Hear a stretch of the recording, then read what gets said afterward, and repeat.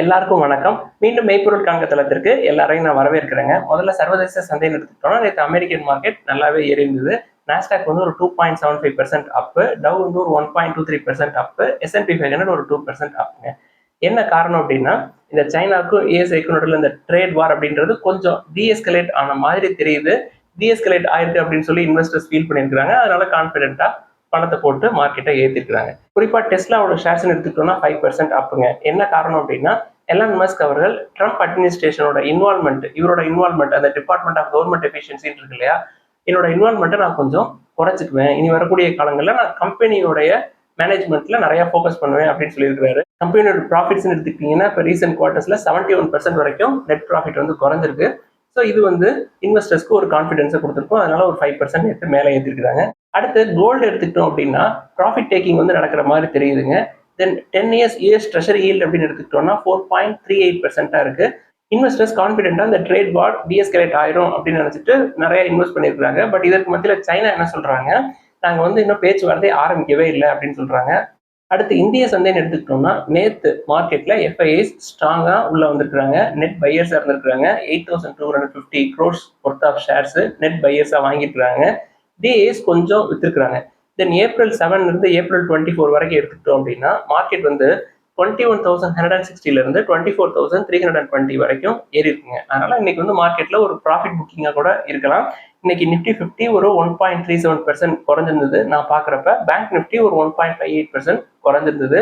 நம்மளுக்கு இந்த மூவ்மெண்ட் பத்தி பெருசா ஒரே இல்லை அப்படின்னாலும் நம்ம தொடர்ந்து வேல்யூஸ் எங்கெங்கெல்லாம் இருக்கோ அதை தொடர்ந்து வாட்ச் பண்ணிக்கிட்டே இருப்போம். அடுத்து இன்னைக்கு அப்டேட்குள்ள போயிடலாங்க. ஃபர்ஸ்ட் இந்த ரெசிப்ரோக்கல் டாரிஃப் ட்ரம்ப் அவர்கள் வந்து அறிவிச்சிருந்தார் இல்லையா, அதுக்கப்புறம் இந்தியா யுஎஸ் தரப்பு தொடர்ந்து பேச்சுவார்த்தைகள் நடத்தினாங்க. வைஸ் பிரசிடென்ட் இங்கே வந்தாரு. ஸோ ஒரு சில தீர்வுகள் வந்து எடுத்திருப்பாங்க.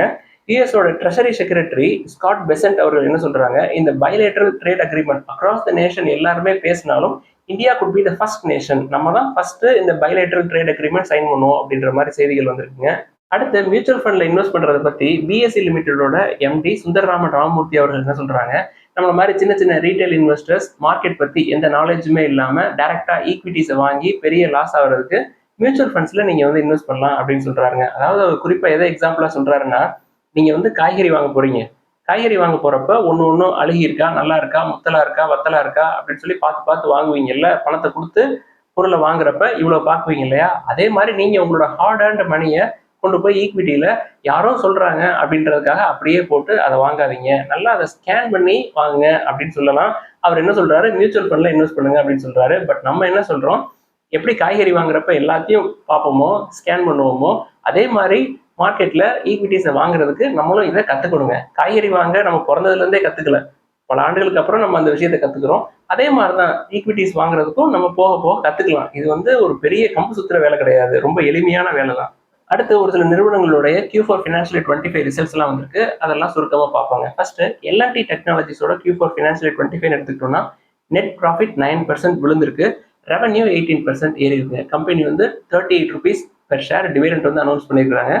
அடுத்து ஆக்சிஸ் பேங்கோட Q4 ஃபினான்ஷியல் 25 அப்படின்னு எடுத்துக்கிட்டோம்னா மியூட்டட் ஆர் ஃபிளாட்டா தாங்க இருந்தது ப்ராஃபிட்டை பொறுத்த வரைக்கும்.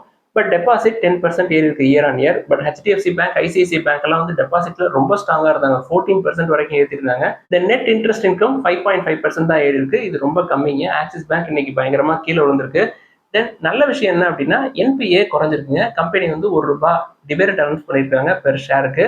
எப்படியும் கம்பெனி வந்து growth percentage ப்ராஃபிட்ல காட்டாதனால ஷேர் பிரைஸ் கண்டிப்பா விழுகிறப்ப நம்மளுக்கு ஆப்பர்ச்சுனிட்டி கிடைக்குது அப்படின்னு பார்ப்போம். 1000 கீழே போகட்டும், அதுக்கப்புறம் நம்ம இதை பத்தி ஃபர்தரா டிஸ்கஸ் பண்ணுவாங்க. அடுத்து டெக் மஹேந்திராவுடைய Q4 ஃபினான்ஷியல் 25 ரிசல்ட்ஸ் வந்துருக்குங்க. பெரிய growth இல்லைங்க. ரெவன்யூ growth அப்படின்றது சிங்கிள் டிஜிட் தான், 4% தான் ஏறி இருக்கு. பட் ப்ராஃபிட் வந்து 77% வந்து ஏறி இருக்குங்க. என்ன காரணம் அப்படின்னா Q4 ஃபினான்ஷியல் 24ல பயங்கரமா ப்ராஃபிட் குறைஞ்சிருந்தது. ஸோ இப்போ கொஞ்சம் ப்ராஃபிட் ஏறினதுனால நம்மளுக்கு இவ்வளோ பெர்சன்டேஜ் ஆஃப் growth காட்டுது. பட் ரெவன்யூ அப்படின்றது ரொம்ப ரொம்ப கம்மி. கம்பெனி வந்து டிவிடெண்ட் அனௌன்ஸ் பண்ணியிருக்காங்க. 30 rupees per share. Payment date வந்து August 15, 2025 கொடுத்துருக்காங்க. அடுத்து சிஎன்ட் லிமிடெடோட Q4 ஃபினான்ஷியல் 25 ரிசல்ட்ஸ் வந்துருக்குங்க. ரெவன்யூ growth அப்படின்றது ரொம்ப ரொம்ப கம்மிங்க. லெஸ் தென் 3%, 2.6% தான் year on year. Then profit எடுத்துக்கிட்டோம்னா 10% கீழே விழுந்திருக்குங்க. ஸோ இன்னைக்கு காலைல ஷேர் பிரைஸ் ஒரு 8% பக்கமாக கீழே விழுந்திருந்தது நான் கடைசியாக பார்க்குறப்ப. இந்த நிறுவனத்தை பொறுத்த வரைக்கும் நம்மள்ட்ட நிறைய பேர் கேள்விகள் கேட்டாங்க. நல்ல வேல்யூவேஷன்ல இருக்கு, இது வந்து கன்சிடர் பண்ணலாமா, ஹைல இருந்து பயங்கரமா கீழே விழுந்திருக்கு அப்படின்னு சொல்லுவாங்க. நம்ம தொடர்ந்து வார்ன் பண்ணிக்கிட்டே இருந்தோம், இந்த சைடு போக வேணாம் அப்படின்னு சொல்லிட்டு. ஸோ நீங்க போயிருக்க மாட்டீங்கன்னு நம்புறேன். ஸோ ரிசல்ட்ஸை பார்த்தாலே உங்களுக்கு தெரிஞ்சிருக்கும். அடுத்து நெஸ்லே இந்தியாவுடைய Q4 ஃபினான்ஷியல் 25 ரிசல்ட்ஸ் வந்திருக்கு. இந்த கம்பெனியை பத்தி நம்ம பல தடவை சொல்லியிருக்கோம். ப்ராஃபிட் growth காட்ட முடியல அப்படின்னு சொல்லிட்டு நெட் ப்ராஃபிட் வந்து 5% கீழே விழுந்திருக்கு. கம்பெனி வந்து final dividend 10 rupees per share announce பண்ணியிருக்காங்க. நேற்று ஹிந்துஸ்தான் யூனிலிவரை பார்த்தோம் இல்லையா, அவங்களும் வந்து சிங்கிள் டிஜிட் growth தான், ஒரு 3.5 to 3.6% தான் க்ரோ ஆயிருந்தாங்க. ஸோ ஐடிசி எடுத்துக்கிட்டனாலும் ஒரு 3% பிளஸ் ஆர் மைனஸ்ல தாங்க இருக்கும் அப்படின்னு நம்புறேன். பட் டிவிடெண்ட் நல்ல டிவிடெண்ட் நம்மளுக்கு கிடைக்கும் ஐடிசியை பொறுத்த வரைக்கும். இப்போயும் நல்ல வேல்யூவேஷன்ல இருக்கு. நெஸ்லே, ஹிந்துஸ்தான் யூனிலிவர், தென் டாபர், இது எல்லாத்தையும் விட ஐடிசி நல்ல வேல்யூவேஷன்ல இருக்கு. அடுத்து கேப்லின் பாயிண்ட் லேப்ல ஒரு அப்டேட். கம்பெனியோட சப்சிடரி கேப்லின் ஸ்டெரைல்ஸ் டெவலப் பண்ண ஏஎன்டிஏக்கு யூஎஸ் FDA அப்ரூவல் கிடைச்சிருக்குங்க. அந்த ட்ரக்கோட பேர் என்னன்னா ஃபைட்டோனாடிஒன் இன்ஜெக்டபிள் எமல்ஷன்ஸ் அப்படின்னு சொல்றாங்க. இதுக்கு யூஎஸ் FDA அப்ரூவல் கிடைச்சிருக்கு. நல்ல நிறுவனம் தாங்க. பட் வேல்யூவேஷன்ஸ் பார்த்தா ரொம்ப அதிகம். PE வந்து 27 or 28 பக்கமா இருக்கு. டெட் டு ஈக்விட்டி கிடையாது. ஃபார்மா செக்டரை பொறுத்த வரைக்கும் இதை விட நல்ல வேல்யூவேஷன்ல ரெட்டி, நாப்கோ, ஜைடஸ் இவங்கெல்லாம் இருக்கிறாங்க. 3 கம்பெனிலையுமே கடன் கிடையாது. அடுத்து பயோகான் லிமிடெட்ல ஒரு அப்டேட்ங்க. கம்பெனிக்கு வந்து போர்டு ஃபண்ட் ரைஸ் பண்றதுக்கு அப்ரூவல் கொடுத்துருக்காங்க. 4500 crores இன் 1 or more டிரான்சஸ்ல ரைஸ் பண்ணுவாங்க அப்படின்னு நினைக்கிறாங்க. த்ரூ QIPs ரைட்ஸ் இஷ்யூஸ் மூலமா ஃபண்ட் ரைஸ் பண்ணுவோம் அப்படின்னு சொல்லியிருக்காங்க. கம்பெனியோட வேல்யூவேஷன் அப்படின்னு பார்த்தோம்னா PE வந்து 40 கிட்ட இருக்கு. பிரைஸ் டு புக் 1.8 கிட்ட இருக்குங்க. ஒருவேளை 1.5 கீழே வந்தா நம்ம கன்சிடர் பண்ணலாமா அப்படின்னு சொல்லி யோசிப்போம். பட் கடன் வந்து ரொம்ப ஜாஸ்தி. பயோகானை பொறுத்த வரைக்கும் நீண்ட ஆண்டுகள் காத்திருக்க வேண்டியிருக்கும். 10-12 வருஷம் ஆகுங்க இதெல்லாம் வந்து சரியாகிறதுக்கு. பட் நல்ல பிஸ்னஸ், நல்ல ப்ரொமோட்டரும் கூட. ஒரு பிஸ்னஸை நீங்க வாங்கணும் அப்படின்னு சொல்லி உங்களுக்கு ஒரு இன்டென்ஷன் இருந்தது அப்படின்னா நீங்க இதை பார்க்கலாம். அடுத்து தமிழ்நாடு மெர்கடைல் பேங்க்ல ஒரு அப்டேட்டுங்க. கம்பெனி வந்து ஃபினான்ஷியல் 26க்கு ஒரு சில கைட்லைன்ஸ்லாம் கொடுத்துருக்காங்க. அதாவது நாங்கள் லோன் க்ரோத் அப்படின்னு எடுத்துக்கிட்டோம்னா 15 to 18% நாங்கள் க்ரோ ஆகும் ஃபினான்ஷியல் 26ல அப்படின்னு சொல்லி கம்பெனியோட MD CEO சுகுமாரன் நாயர் அவர்கள் சொல்றாங்க. அது போக எந்தெந்த செக்டாருக்கு நாங்கள் கான்சென்ட்ரேட் பண்ணுவோம் அப்படின்னா ரீட்டைல், அக்ரி, MSME, தென் கோல்டு லோன், இதுல எல்லாம் நாங்கள் ஃபோக்கஸ் பண்ணுவோம். இந்த வருஷம் நெட் ப்ராஃபிட் எடுத்துக்கிட்டீங்கன்னா ஃபினான்ஷியல் 25ல 1183 crores, இதுதாங்க ஹையஸ்ட் எவர் ப்ராஃபிட் ஒரு ஃபினான்ஷியல் இயரை பொறுத்த வரைக்கும். தென் என்பிஏன்னு எடுத்துக்கிட்டோம்னா கிட்டத்தட்ட 10 years லோல இருக்குங்க. 1.25% கிராஸ் என்பிஏ. தென் MD CEO அவர்கள் என்ன சொல்றாரு, நாங்கள் கோல்டு லோன் செக்மெண்ட்ல இன்னும் அக்ரெசிவா உள்ள போவோம் அப்படின்னு சொல்லியிருக்காங்க. இப்போதைக்கு அஸ் ஆஃப் March 31, 2025 கம்பெனியோட கோல்டு லோன் புக் 18,000 crores அப்படின்னு சொல்றாருங்க. இப்போ இந்த 18,000 crores கோல்டு லோன் பிசினஸோட கம்பேர் பண்ணுவோமே, மணப்புரம் ஃபினான்ஸ் எடுத்துக்கிட்டோம் அப்படின்னா Q3 ஃபினான்ஷியல் 25 முடிகிறப்ப அவங்களோட asset under management gold loan செக்மெண்ட்ல ஒரு 24,500 crores இருந்ததுங்க. ஸோ இவங்க 18,000 crores Q4. So Manappuram finance இங்க இருந்து இன்னும் ஒரு 10% க்ரோ ஆயிருப்பாங்க. ஒரு 25,000க்கு மேல போயிருப்பாங்க. 26,000 வச்சுக்கோமே. டிஎம்பியோட கோல்டு லோன் புக் வந்து ஒரு 18,000 பக்கமா இருக்கு. மணப்புரம் ஒரு 26,000 பக்கமா இருக்கலாம். ஒரு 8,000 crores தாங்க டிஃபரன்ஸ். அதே மாதிரி நம்ம சவுத் இந்தியன் பேங்க் எடுத்துக்கிட்டோம் அப்படின்னா Q3 ஃபினான்ஷியல் 25 முடிவுல ஒரு 16,966 crores வந்து கோல்டு லோன் போர்ட்ஃபோலியோல இருந்திருக்குங்க. ஸோ இதை மணப்புரமோட கம்பேர் பண்றப்ப மணப்புரமுக்கு ஒரு 24,500 crores, இவங்களுக்கு வந்து ஒரு 17,000 crores. இது ரெண்டுக்கும் உள்ள டிஃபரன்ஸ் அப்படின்னு பாத்தீங்கன்னா ஒரு 7,000 crores இருக்குங்க. ஸோ மணப்புரம் வந்து உங்களுக்கு ஹையர் ப்ரைஸா இருக்கு, ஹையர் வேல்யூவேஷன்ல இருக்கு அப்படின்னு நினைச்சோம் அப்படின்னா இப்பயுமே டிஎம்பி, சவுத் இந்தியன் பேங்க் எல்லாமே பிரைஸ் டு புக்கு 1 விட கம்மியா இருக்கு. தென் PE 10 விட கம்மியா இருக்கு. இப்பயுமே கன்சிடர் பண்ற லெவல்ல தான் இருக்கு. கோல்டு லோன் பிசினஸ்க்காக மணப்புரம் தான் போகணும் அப்படின்ற அவசியம் இல்லைங்க.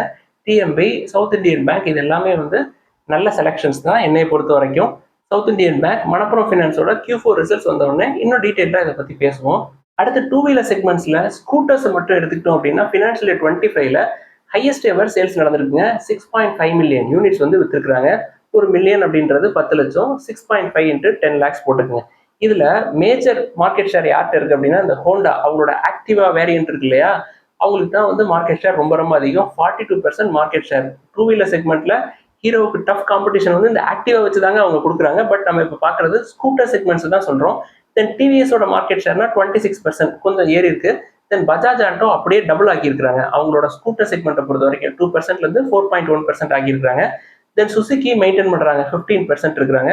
தென் யமஹாவுக்கு மார்க்கெட் ஷேர் குறைஞ்சிருக்குங்க ஸ்கூட்டர்ஸை பொறுத்த வரைக்கும். தென் ஏத்தர் எனர்ஜி இன்க்ரீஸ் பண்ணியிருக்காங்க 2.26%. தென் ஹீரோ குறைஞ்சிருக்குங்க 5.7%. கிட்டத்தட்ட 6%க்கு மேல இருந்தவங்க. 2 வீலர்ஸ்ல குறிப்பா இந்த ஸ்கூட்டர் செக்மெண்ட் எடுத்துக்கிட்டோம்னா எலக்ட்ரிக் வெஹிக்கிள்ஸ் மட்டுமே மார்க்கெட் ஷேர் 11% இருக்குங்க. கிட்டத்தட்ட 7,73,000 யூனிட்ஸ் வந்து வித்துருக்காங்க EVs. இது வந்து டோட்டல் சேல்ஸ்ல ஒரு 11% அப்படின்னு சொல்லியிருக்காங்க. ஓவராலா ஃபினான்ஷியல் 25ல இந்த ஸ்கூட்டர் செக்மெண்ட் வந்து ஒரு 17% க்ரோ ஆயிருக்காங்க. இந்த டூ வீலர் செக்மெண்ட்டை பொறுத்த வரைக்கும் நான் கன்சிடர் பண்றதுக்கு இப்போதைக்கு ஹீரோ மோட்டோ கார்ப் மட்டும் தான் நல்ல வேல்யூவேஷன்ல இருக்கு. ஹீரோ எடுத்துக்கிட்டோம் அப்படின்னா விடா ஈவி நல்லா பெர்ஃபார்ம் பண்ணிருந்துச்சுங்க ஃபினான்ஷியல் 25 பொறுத்த வரைக்கும். டிவிஎஸ், பஜாஜ் இதெல்லாம் வந்து நம்ம கன்சிடர் பண்ற ரேஞ்சிலே இல்லை, ஓவர் வேல்யூடா தான் இருக்கு. தென் ஏத்தர் வந்து மண்டே தான் ஐபிஓ ஓப்பன் ஆகுது. நம்ம மண்டே அதை பத்தி பேசுவோங்க. அடுத்து ஒரு சில கேள்விகள்லாம் இருக்கு, அதெல்லாம் பார்ப்போங்க. பிராஜ் இண்டஸ்ட்ரீஸ் அப்படின்ற நிறுவனத்தை பத்தி கேட்டிருக்காங்க. நல்ல கம்பெனிங்க. டெட் டு ஈக்விட்டி 0, பட் கொஞ்சம் ஓவர் வேல்யூடா இருக்கு. 30க்கு மேல இருக்கு. கன்சிடர் பண்ணோம் அப்படின்னா கீழே இறங்குறப்ப ஃபர்தரா கன்சிடர் பண்ண முடியும் அப்படின்னு கன்சிடர் பண்ணலாம். பட் எப்பொழுதுமே இந்த வேல்யூவேஷன் ஓவர் வேல்யூட் சைட் போகாம இருக்கிறது நல்லதுங்க என்னை பொறுத்த வரைக்கும். அதே மாதிரிதான் விஷால் மெகா மார்ட் அப்படின்ற நிறுவனமும் வேல்யூவேஷன் ரொம்ப ரொம்ப அதிகமா இருக்கு. அவ்வளவு தூரம் நம்ம பணம் கொடுக்கணும் அப்படின்ற அவசியம் கிடையாதுங்க. நல்ல வேல்யூவேஷன்ல ஐடிசி தென் அதர் ஸ்டாக்ஸ் எல்லாம் இருக்கு, அதை நம்ம கன்சிடர் பண்ணிட்டு போயிடலாம். தென் அமர் ராஜா வேல்யூவேஷன் எப்படி சார் அப்படின்னு சொல்லி கேட்டிருக்காங்க. நம்ம லிஸ்ட்ல இருக்கே, கன்சிடர் பண்ணலாம் அப்படின்னு சொல்லிட்டு நம்ம பல தடவை சொல்லிட்டோங்க. எக்ஸைட்டை கம்பேர் பண்றப்ப அமர் ராஜா நல்ல வேல்யூவேஷன்ல இருக்கு. அவங்களும் வந்து ஜிகா ஃபேக்டரி எல்லாம் போட்டாங்க. ஃபினான்ஷியல் 31க்கு மேல அந்த அவுட்புட் எல்லாமே தெரியும். 1000 கீழே எப்பப்ப எல்லாம் வருதோ அப்பப்ப எல்லாம் நான் வந்து கன்சிடர் பண்ணுவேன் அப்படின்னு சொல்லிட்டேன். அடுத்து கிளாண்ட் ஃபார்மா பத்தி கேட்டிருக்காங்க. ஓவர் வேல்யூடுங்க, 30க்கு மேல இருக்கு பிஇ. ஃபார்மா பொறுத்த வரைக்கும் இந்த கிளாண்ட் மார்க்கை கன்சிடர் பண்றதுக்கு இந்த கேப்லின் பாயிண்ட் எவ்வளவு தேவைங்க? 26 தான் இருக்கு. கேப்லின் பாயிண்டோட ரெட்டி, நாக்கோ, சைடஸ் எல்லாம் வந்து நல்ல வேல்யூவேஷன்ல இருக்கு. ஸோ அதெல்லாம் பார்க்கலாம். அடுத்து நாஸ்டாக் 100 ETF தென் 50 ETF கன்சிடர் பண்ணலாமா அப்படின்னு சொல்லி கேட்டிருக்காங்க. நான் பெரும்பாலும் ETF குள்ள போறதில்ல. ஃபண்டு இந்த ஃபண்ட் அப்படின்றதே எனக்கு சரி வராதுங்க. ஒருவேளை யூஎஸ்ல இன்வெஸ்ட் பண்ணோம் அப்படின்னா தனியா ஸ்டாக்ஸா தான் வாங்கி பழகணும். ஸோ ஓவராலா இன்னைக்கு மார்க்கெட் வந்து நல்லா குறைஞ்சிருக்கு. எங்கெல்லாம் வேல்யூஸ் இருக்கோ அந்த வேல்யூஸை மட்டும் பார்க்கணும். மார்க்கெட் ரெட்டா இருக்க அன்னைக்கு மட்டும்தாங்க நம்ம உள்ள போகணும். பச்சையா இருக்கிற அன்னைக்கு நம்ம இழுத்து மூடிட்டு வேற வேலையை பார்க்க போயிடணும். இதெல்லாம் தான் இன்னைக்கு டிஸ்கஸ் பண்ணணும்னு நினைச்சோம். ஏதாவது சந்தேகங்கள், கேள்விகள் இருந்தா எல்லாத்தையும் எழுதுங்க, நம்ம டிஸ்கஸ் பண்ணுவோம். எல்லாருக்கும் நன்றி.